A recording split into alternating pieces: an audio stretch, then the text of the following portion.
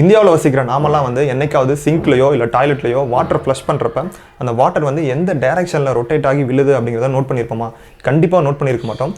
Equator லைனுக்கு மேலே இருக்க கண்ட்ரீஸ்லலாம் வந்து பார்த்திங்கன்னா வாட்டர் ஃப்ளஷ் பண்ணுறப்ப அந்த வாட்டர் வந்து ஆன்டி கிளாக் வைஸில் வந்து ரொட்டேட் ஆகி கீழே விழணும். ஈக்குவேட்டர் லைனுக்கு கீழே இருக்க கண்ட்ரீஸ்லாம் வந்து பார்த்திங்கன்னா அந்த வாட்டர் ஃப்ளஷ் பண்ணுறப்ப கிளாக் வைஸில் ரொட்டேட் ஆகி கீழே விழணும். ஒரு டாக் வந்து வேர்ல்டு ஃபுல்லாக வந்து இருக்குது. இது காரணம் வந்து கொரியாலிசிஸ் எஃபெக்ட் அல்லது கொரியாலிசிஸ் ஃபோர்ஸ் அப்படின்னு சொல்லுவாங்க. இந்த ஈக்குவேட்டர் லைன், அதாவது பூமத்திய ரேகை கிராஸ் ஆகிற ஆப்பிரிக்கன் கண்ட்ரிஸான கென்யா, உகாண்டா இது மாதிரியான கண்ட்ரீஸ்லாம் வந்து பார்த்திங்கன்னா சயின்ஸ் எக்ஸ்பெரிமெண்ட் அப்படின்னு ஒன்று பண்ணி காமிப்பாங்க. அதாவது அந்த ஈக்குவேட்டர் லைனுக்கு மேலேயும் கீழேயும், அதாவது நார்த்லையும் சவுத்துலையும் எப்படி வாட்டரோட டைரக்ஷன் சேஞ்ச் ஆகுது அப்படிங்கிறத சயின்ஸ் எக்ஸ்பெரிமெண்ட் சொல்லிட்டு வந்து பண்ணி காமிப்பாங்க. இதுக்கு வந்து அவங்க அமௌண்ட்டு அப்புறம் சர்டிஃபிகேட்லாம் கூட கொடுக்குறாங்க. ரீசெண்டாக நிறைய பேர் வந்து அந்த இடத்துக்கு போயிட்டு அந்த வீடியோலாம் வந்து போஸ்ட் பண்ணியிருக்காங்க. உண்மையிலே அவங்க சொல்கிற மாதிரி அந்த ஈக்குவேட்டர் லைனுக்கு மேலேயும் கீழேயும் வந்து வாட்டரோட டைரக்ஷன் வந்து சேஞ்ச் ஆகுமா? கொரியாலிசிஸ் எஃபெக்ட்னா என்ன? இந்த எஃபெக்ட் மூலமாக ஹரிக்கேன் அப்புறம் சைக்ளோன்லாம் எப்படி வந்து இடத்துல ஃபார்ம் ஆகுது அப்படிங்கிறத பற்றி தான் இந்த வீடியோவில் நம்ம டிஸ்கஸ் பண்ண போகிறோம். வீடியோக்குள்ளே போகிறதுக்கு முன்னாடி சேனல் பிடிச்சிருந்தா சப்ஸ்கிரைப் பண்ணிக்கோங்க. வீடியோக்குள்ளே போகலாம்.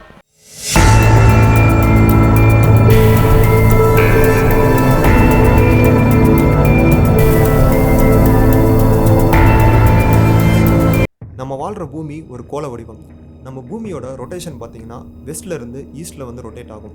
அதனால தான் சன் வந்து ஈஸ்ட்லேருந்து வெஸ்ட்டுக்கு போகிற மாதிரி நமக்கு தெரியும்.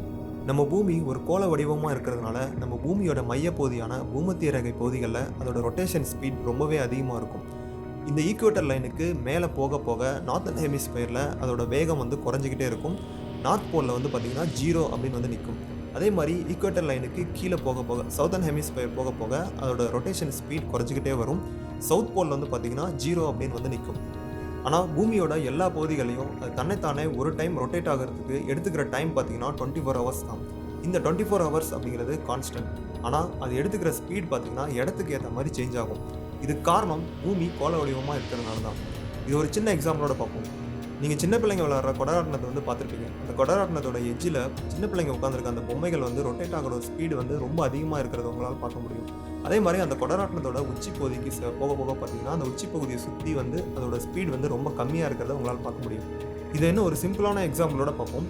நீங்கள் ஒரு சர்க்கிளை வந்து பூமியோட நார்த் போலுக்கு மேலே ஸ்பேஸில் இருந்து இந்த பூமியை வியூ பண்ணுற மாதிரி இமேஜின் பண்ணிக்கோங்க. இப்போ இந்த சர்க்கிளில் இருக்க எஜ்ஜில் இருக்க அந்த ரவுண்டு தான் வந்து ஈக்குவேட்டர் லைன். இப்போ இந்த ஈக்குவேட்டர் லைனில் ஏ அப்படிங்கிற ஒருத்தர் வந்து நிற்கிறாருன்னு வச்சுக்கோங்க. இப்போ இந்த ஈக்குவேட்டர் லைனுக்கு மேலே ஏக்கு நேராக பி அப்படிங்கிற ஒருத்தர் வந்து நிற்கிறாருன்னு வச்சுக்கோங்க. இப்போ எர்த் வந்து ரொட்டேட் ஆகிறப்ப ஏவும் பியும் சேம் டைமில் தான் ஒரு ரொட்டேஷன் வந்து முடிச்சிருப்பாங்க. ரெண்டு பேரும் சேம் டைமில் ஒரு ரொட்டேஷன் முடிச்சிருந்தாலும் பியை விட ஏ ட்ராவல் பண்ண டிஸ்டன்ஸ் வந்து அதிகமாக இருக்கும். ஏவோட ட்ராவல் டிஸ்டன்ஸ் அதிகமாக இருக்கனால ஏ கண்டிப்பாக வேகமாக தானே சுற்றி இருக்கணும். இதே தான் நம்ம எர்த்துலேயும் வந்து நடக்கும். எர்த்தோட மையப்பகுதியான ஈக்குவேட்டர் லைனில் அதோட ரொட்டேஷன் ஸ்பீட் அதிகமாக இருக்கும். அதனால தான் உலகம் முழுவதும் பெரும்பாலான நாடுகள் வந்து ராக்கெட் ஏவுதளங்களை இந்த ஈக்குவேட்டர் லைனுக்கு பக்கத்திலே வந்து வச்சுருப்பாங்க. எதனாலனா ராக்கெட்டுக்கு கூடுதலான ஒரு உந்து விசை வந்து இந்த ரொட்டேஷன் மூலமாக கிடைக்கும். இந்த ரொட்டேஷன் ஸ்பீட்னால நம்ம பூமியில் ஏற்படுற காலநிலை மாற்றங்கள், அப்புறம் சைக்ளோன் ஃபார்ம் ஆகிறது, அப்புறம் கடல் அலைகளில் மாற்றங்கள், இது மாதிரியான இடங்களில் பெரிய தாக்கத்தை வந்து உண்டு பண்ணும். சரி, இப்போ சைக்ளோன் எப்படி ஃபார்ம் ஆகுது அப்படின்னு பார்ப்போம். நீங்கள் ஈக்குவேட்டர் லைனில் நின்றுக்கிட்டு ஒரு பாலை நார்த் போலில் இருக்க ஏதாவது ஒரு கண்ட்ரியை நோக்கி தூக்கி எரிஞ்சிங்க அப்படின்னா அந்த பாலோட பாத் வந்து பார்த்திங்கன்னா நார்த் போலுக்கு ரைட் சைடு கொஞ்சம் வளைஞ்சி போகும். அதுக்கு ரீசன் என்னென்னா, நீங்கள் எர்த்தோட அட்டாச் ஆகியிருக்கீங்க. ஆல்ரெடி எர்த் வந்து மூவிங்கில் தான் இருக்குது. ஸோ நீங்களும் மூவிங்கில் தான் இருக்கீங்க. நீங்கள் ஒரு பாலை நார்த் போல் நோக்கி நேராக தூக்கி எரிஞ்சிங்க அப்படின்னா அடிஷ்னலாக அந்த எர்த்தோட ரொட்டேஷன் ஸ்பீட் அந்த பாலை ஃபோர்ஸ் பண்ணி அதை நார்த் போலுக்கு ரைட் சைடு வந்து தள்ளும். ஸோ அந்த பாத் வந்து அந்த பால் வந்து வளைஞ்சி போகிற மாதிரி நமக்கு வந்து தெரியும். இதை தான் கொரியாலிசிஸ் எஃபெக்ட் இல்லைனா கொரியாலிசிஸ் ஃபோர்ஸ் அப்படின்னு சொல்லுவாங்க. இந்த கொரியாலிசிஸ் ஃபோர்ஸ் இருக்கா இல்லையா அப்படிங்கிறதே நீங்கள் எந்த இடத்துல இருந்து அந்த நிகழ்வை பார்க்குறீங்க அப்படிங்கிறத பொறுத்து தான் நம்ம சொல்ல முடியும். இப்போ நீங்கள் அந்த பால் தூக்கி போடுற நிகழ்வையே பூமிக்கு மேலே ஒருத்தர் ஸ்பேஸில் ஸ்டெடியாக நின்றுக்கிட்டு அந்த நிகழ்வை பார்த்தாருன்னா அவருக்கு அந்த பால் நேர்கோட்டில் போகிற மாதிரி தான் தெரியும். இது ஒரு சின்ன எக்ஸாம்பிளோட பார்ப்போம். ஒரு ஃபிக்ஸட் கேமராவை ஒரு இடத்துல வச்சுட்டு 2 பேர் ஆப்போசிட் டைரக்ஷனில் ஒரு பிளேட்டில் உட்காந்துருக்காங்கன்னு வச்சுக்கோங்க. இப்போ அந்த பிளேட்டை வந்து வேகமாக ரொட்டேட் பண்ண விட்டுட்டு ஒருத்தர் வந்து இன்னொருத்தரை நோக்கி ஒரு பாலை தூக்கி எறிஞ்சார் அப்படின்னா அந்த பால் வந்து அவரை நோக்கி போகாது.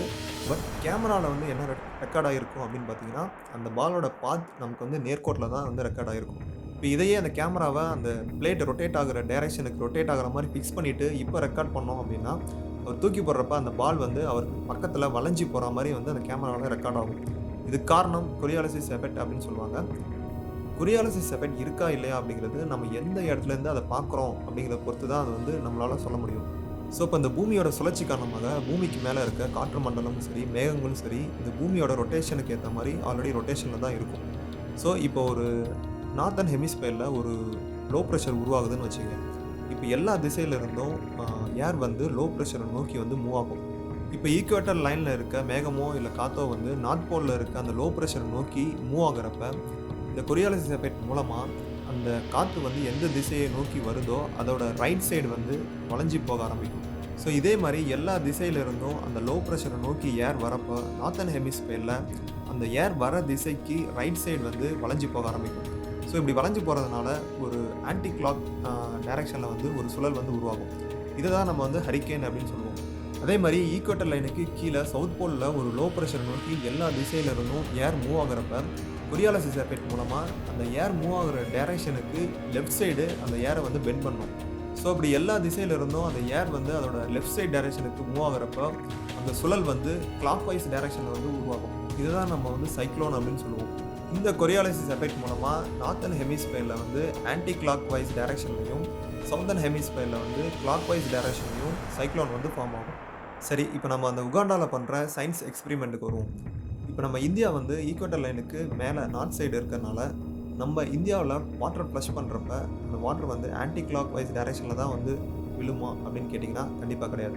அதே மாதிரி சவுத்தர்ன் ஹெமிஸ்பியரில் இருக்க ஆஸ்திரேலியாவில் வந்து வாட்டர் வந்து ஃப்ளஷ் பண்ணாங்க அப்படின்னா அந்த வாட்டர் வந்து கிளாக் வைஸ் டைரக்ஷனில் தான் ரொட்டேட் ஆகுமா அப்படின்னு கேட்டிங்கன்னா கண்டிப்பாக கிடையாது. அது காரணம் என்னென்னா, இந்த கொரியாலிஸ் எஃபெக்ட் வந்து பார்த்திங்கன்னா பெரிய அளவில் இருக்க காற்று, அப்புறம் கடல் அலைகள், இது மாதிரியான இடங்களில் தான் வந்து பெரிய தாக்கத்தை வந்து உண்டு பண்ணும். சின்ன அளவில் இருக்க சிங்க்லேயோ இல்லை டாய்லெட்லேயோ வாட்டர் ஃப்ளஷ் பண்ணுறப்ப இந்த கொரியாலிஸ் எஃபெக்ட் வந்து நம்மளால் உணர முடியாது. அதோட தாக்கம் வந்து அதில் இருக்காது. சரி, இப்போ அந்த வாட்டர் வந்து எந்த டைரெக்ஷனில் தான் ரொட்டேட் ஆகும் அப்படின்னு கேட்டிங்கன்னா, எந்த டைரெக்ஷனில் வேணாலும் அந்த வாட்டர் வந்து ரொட்டேட் ஆகலாம்.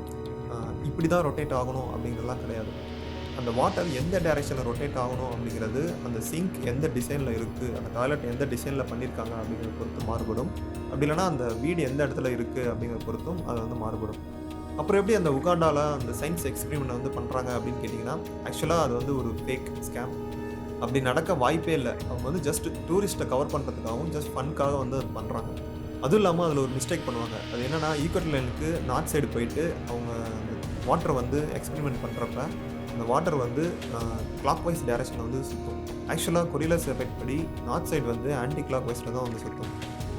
இவங்க சவுத் சைடு போயிட்டு வந்து ஆன்டி கிளாக் வைஸில் வந்து அந்த வாட்டர் ரொட்டேட் ஆகிற மாதிரி காமிப்பாங்க. ஆக்சுவலாக கொரியாலிஸ் எஃபெக்ட் படி சவுத் சைடு வந்து கிளாக் வைஸ் டைரக்ஷனில் தான் வந்து ரொட்டேட் ஆகணும். சரி, அங்கே எப்படி அந்த டைரக்ஷன் வந்து சேஞ்ச் ஆகுது, ஈக்குவேட்டரில் வந்து எப்படி அந்த டைரக்ஷன் எந்த டைரக்ஷனுமே இல்லாமல் ஸ்ட்ரைட்டாக அந்த வாட்டர் வந்து உள்ளே போகுது அப்படின்னு கேட்டிங்கன்னா, அவங்க அந்த பவுலை வந்து அந்த மாதிரி டிசைன் பண்ணி வச்சுருக்கலாம். மேபி சம் ட்ரிக் வந்து யூஸ் பண்ணியிருப்பாங்க. ஓகே, உடனே எல்லோரும் போயிட்டு சிங்கில் வாட்டர் வந்து எந்த டைரக்ஷனில் ரொட்டேட் ஆகுது அப்படிங்கிறத டெஸ்ட் பண்ணி பாருங்கள். என்ன டைரக்ஷனில் ரொட்டேட் ஆகுது அப்படிங்கிறத கீழே கமெண்ட் பண்ணுங்கள். ஏன்னா நம்ம இந்தியாவில் இருக்கோம். இந்தியாவில் வந்து அவங்க சொல்கிறபடி பார்த்திங்கன்னா ஆன்டி கிளாக் வைஸில் தான் வந்து ரொட்டேட் ஆகணும். எப்படி அப்படிங்கிறத கீழே கமெண்ட் பண்ணுங்கள். இந்த வீடியோ பிடிச்சிருந்தால் லைக் பண்ணுங்கள். சேனலுக்கு மறக்காமல் சப்ஸ்கிரைப் பண்ணிக்கோங்க. அடுத்த வீடியோவில் சந்திப்போம்.